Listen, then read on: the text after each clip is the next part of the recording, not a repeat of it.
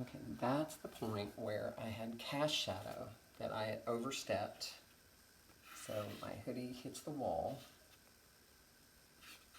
If you do not know light and shadow by heart, if you don't think and speak in those terms, you really are going to be lost in an art world, because most of the classes that you're ever going to take, most of the teachers I know that are good at what they do teach with those descriptive words.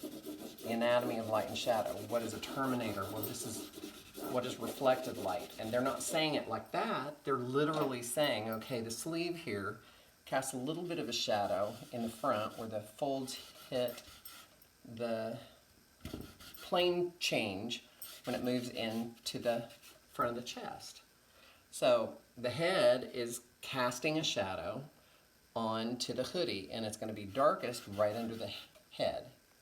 This is also in shadow. All of her face is in shadow, but what it is, it's not this. This is hitting the light. This is reflected light bouncing off of her sleeve. All of this shiny fabric is pushing, I'm imagining it's silk, is pushing all of this light, bouncing it back up into her face, but it's still in shadow.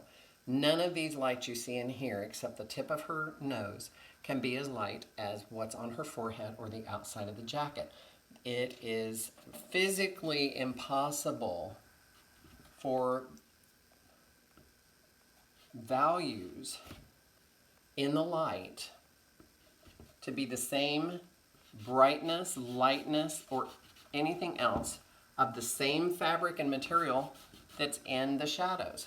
And if you don't know that, then you are going to accidentally reveal to the world you have no clue what you're doing. Because you're going to make these lights as the lights I'm putting into her jacket. Her face cannot be this light. I will lift this up more, but it is impossible to see when I pull out these light patterns. If they are a light pattern next to something in the shadow, I have to keep those values pushed back where they belong, or I'm screwing up and I'm telling